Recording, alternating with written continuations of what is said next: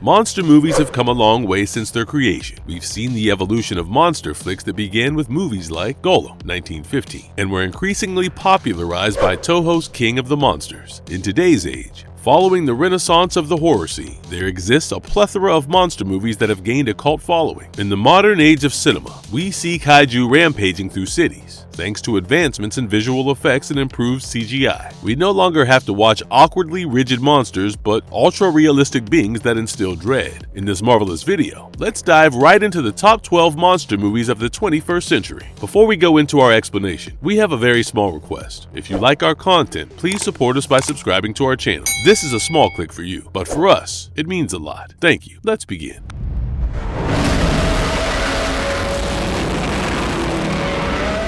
Godzilla -1, 2023. The newest installment in Toho's legendary franchise is a story of the grudge held by the King of the Monsters against his people. Following the eerie masterpiece that was the 2017 film, Shin Godzilla, -1 struck an even deeper chord in audiences. We see the colossal kaiju strike at the moment when Japan was at its weakest, the final days of World War II. The kamikaze pilot named Koichi Shikishima, who had shirked his duties, headed to Oto Island. In the same night, tragedy struck in the form of Godzilla. Nearly everyone on the island was killed, but Koichi was left plagued with survivor's guilt. Even upon returning home to Tokyo, he found his parents died in the air raids that assaulted the city. Godzilla -1 doesn't focus only on the kaiju storyline, but also on the ugly truths of war. The film was released on the anniversary of the original Toho Godzilla film of 1954. -1 posed as a reminder of why Godzilla was created, as a metaphor for the destruction of their nation and the devastation of nuclear weaponry. -1 is a tale riddled with the shame of those who gave up their honor, watched helplessly as their homeland was torn apart, and faced a beast of old awakened by the meddling of humans. Perhaps the most chilling line of the entire film is when Koichi mutters, "The monster will never forgive us."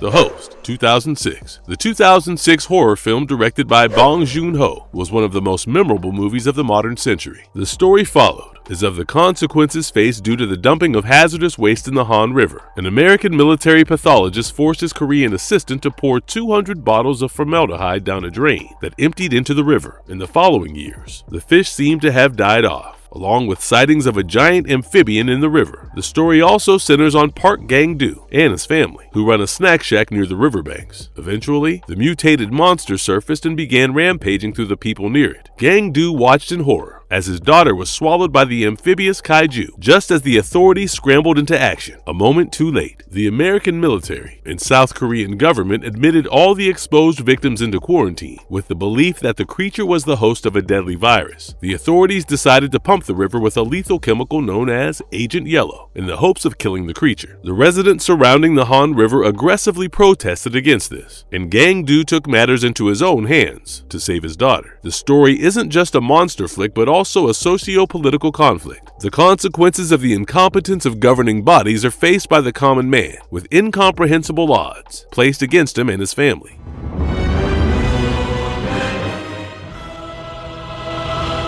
Pan's Labyrinth, 2006. The 2006 dark fantasy film directed by esteemed director Guillermo del Toro is a coming-of-age story of rebirth and resurrection. The princess of the underworld visited the human realm against her better judgment, which turned her into a mortal and wiped out her memory. Her father built labyrinths in the underworld, which were connected to portals on Earth in the hope that her daughter would be resurrected and find her way back home. Ophelia, who was 10 years old, lived during the Francoist dictatorship of Spain. The child encountered a fairy who led the way to the labyrinth and a fan who was convinced that Ophelia was the princess's reincarnation. The fawn gave her 3 tasks, which upon completion would grant her immortality and a passage back to her father, king of the underworld, with Ophelia's tyrannical stepfather on his hunt for Republican rebels and her sick mother being tended to. The child set off to complete the tasks. First, she had to obtain a key from the stomach of a giant toad. Second, she had to steal away a dagger from the Pale Man's lair, who was perhaps the most memorable monster in the film. He had eyes on his palms and an eternal thirst for children's blood. Lastly, Ophelia had to spill the blood of an innocent in order to gain access to the portal, which lay at the center of the stone labyrinth. Pan's Labyrinth is not only based on the famous Greek myth, but also draws on Latin American traditions of magic. It's a fairy tale of Ophelia's journey into womanhood as she slowly gained her sense of morality in the morally bankrupt world that she lived in.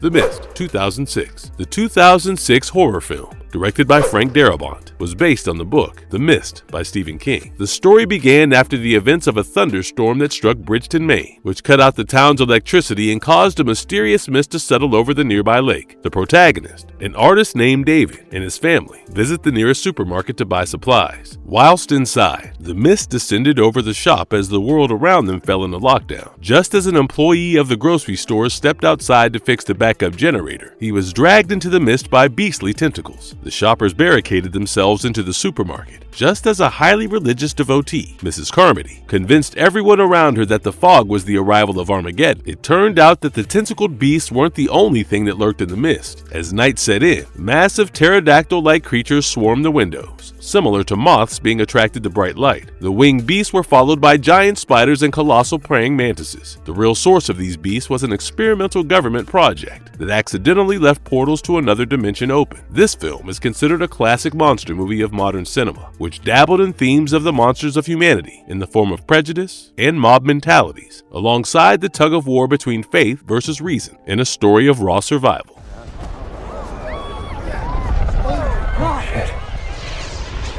Cloverfield, 2008. The 2008 monster flick directed by Matt Reeves is a found footage style of the film. The camcorder was procured by the U.S. Department of Defense in an area previously known as Central Park. It followed the recorded footage of a group of friends who planned a farewell party for one of their buddies. One of them, named Hudson Hud Platt, filmed the whole affair. The city was rattled by an earthquake, which was followed by a power outage. An overturned oil tanker near Liberty Island was their first sign of significant danger. As bystanders watched a distant explosion in horror, the head of the Statue of Liberty crashed into the street while HUD recorded a giant beast toppling the Woolworth building. The colossal creature known as Clover rampaged through New York just as its tail destroyed Brooklyn Bridge. When attacked by the U.S. military, numerous parasitic creatures fell from Clover's skin. One of HUD's friends was bitten by this parasitic beast, which led her to become infected and eventually explode. The end of the movie revealed a strange object that had fallen from the sky into the Hudson River. Cloverfield is a story told from the victim's perspective rather than the monster. HUD's recording of the events was the main narrative force throughout the film. It's the story of a sweet farewell party turning into an all-out monster rampage, with Clover being said to be a metaphor for adversities.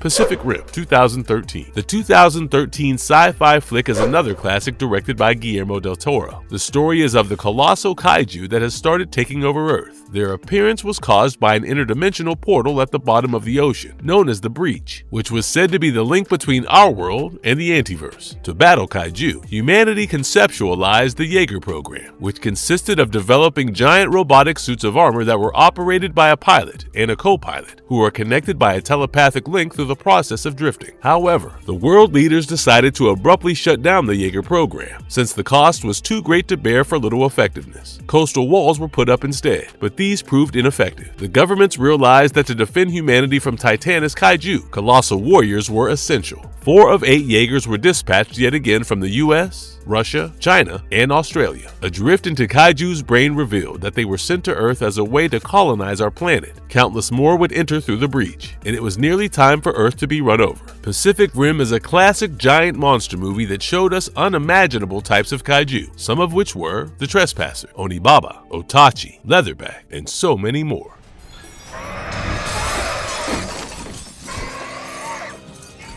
The Cabin in the Woods, 2012. The 2012 horror comedy directed by Drew Goddard is a brilliant movie. The story follows a cliché group of 5 friends who decided to take a weekend getaway to a cabin in the woods, but the scenes also cut to an odd facility that was monitoring and secretly drugging the group. The Cabin in the Woods goes beyond the classic, a bunch of bumbling youths being killed off in a forest stereotype in a film. The group in the cabin stumbled upon various objects in the basement, one of which summoned a whole family of zombies as the group began to be killed off one after the other. The 3 people who managed to escape realized that their entire experience was staged. The reason for their sadistic torture was to appease ancient gods of old that dwelled beneath the earth. Seemingly simple sacrifices did not satisfy the gods anymore, who wanted more torture and pain. This specific group of 5 was chosen as they fit the archetypes of the whore, the athlete, the scholar, the fool, and the virgin. The ritual was meant to end with their violent deaths. Interestingly, the movie posed as a giant metaphor for its audiences. We are meant to be the cruel gods who are insatiable and desensitized to simple rituals, aka classic cinema. As an audience, the threshold for what is considered a satisfying horror scene has increased. We need more blood, more gore.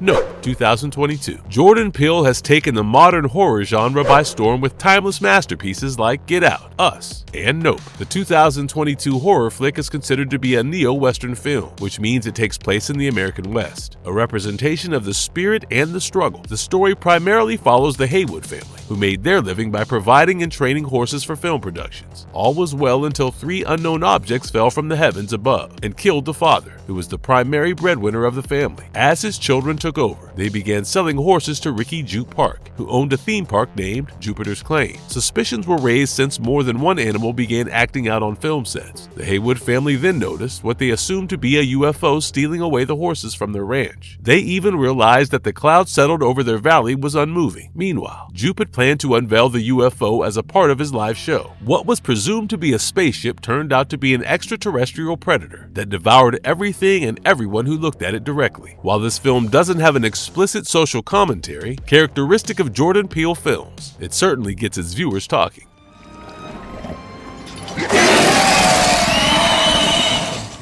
The Shape of Water, 2017. The 2017 film is another modern century art piece directed by Guillermo del Toro. The dark fantasy movie is also a surprisingly heartwarming story of unconditional love. The film portrayed Elisa, a mute custodian who worked at a secret government faculty during the Cold War. The government managed to capture an amphibious humanoid creature from a South American river. The beast was held in the facility to be vivisected, while at the same time being closely monitored by Russian spies. Elisa began paying visits to the creature, eventually forming a special bond with him. When she realized the government's plan to treat him like an expendable lab rat, Elisa took it upon herself to free the reptilian man. While planning out his liberation, the man lived in Elisa's bathtub. The two even formed a romantic relationship while Elisa planned to release him into the canal on the day of heavy rain. One particularly tyrannical colonel threw a wrench in the works and hunted down the pair. He shot the amphibious man and Elisa, but the otherworldly creature had healing properties that were used to heal himself and give Elisa gills. The unlikely couple got together in the end. This movie is a story of how prejudice is born amongst humans and the way love transcends boundaries beyond being human.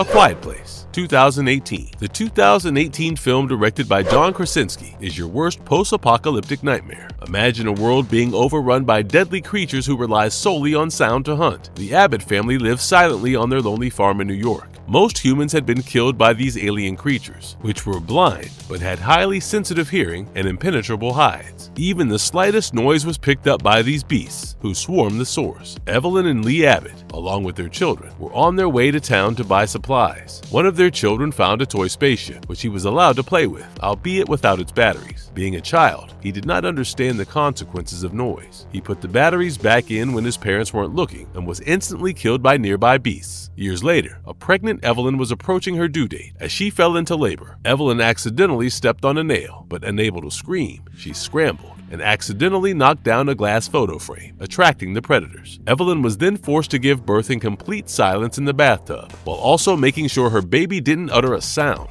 In the end, the family discovered the creature's weakness was high-pitched sounds, which exposed their inner mouth as they screamed in pain. The family was restored with an inkling of hope as they could now kill the creatures one after the other.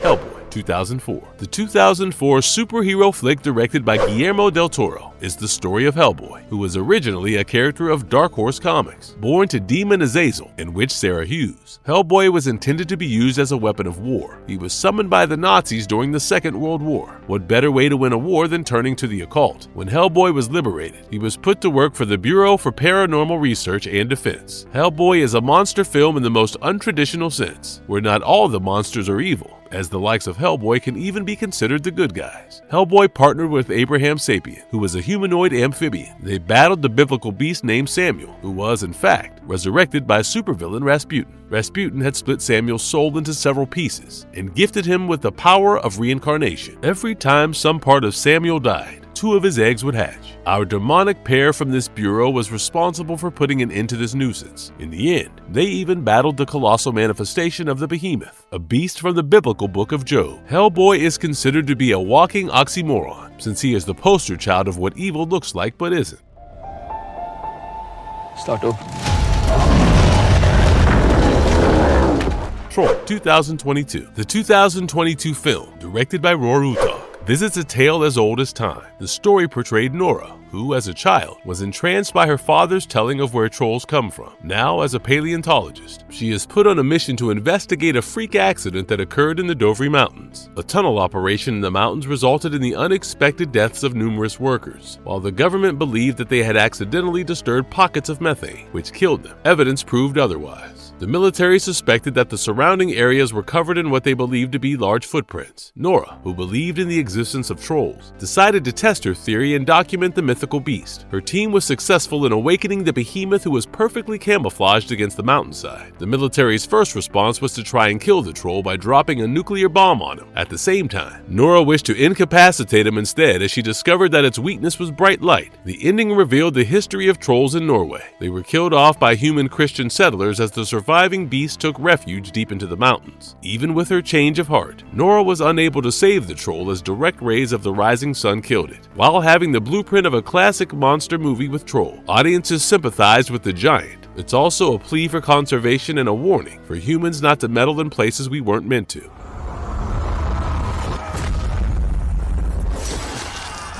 Marvelous verdict. So here we come to the end of our list of 12 monster movies of the modern age. This genre of film successfully manages to evoke an unexplainable fear of the unknown. The monolith monsters remind us of our own mortality and feebleness. Being part of modern cinema, the realism of these monsters is limited, as far as the human imagination is. We also witness not all heroes wear capes. Some of them are over 50 feet tall, with enormous fangs and claws. Also, humanity can be an utterly terrifying monster in most of these cases. Which of these films do you think makes for the perfect monster movie of the 21st century? And if you liked our content, don't forget to leave a like and subscribe to us if you haven't already. Have a good one and be safe. Thanks, everyone.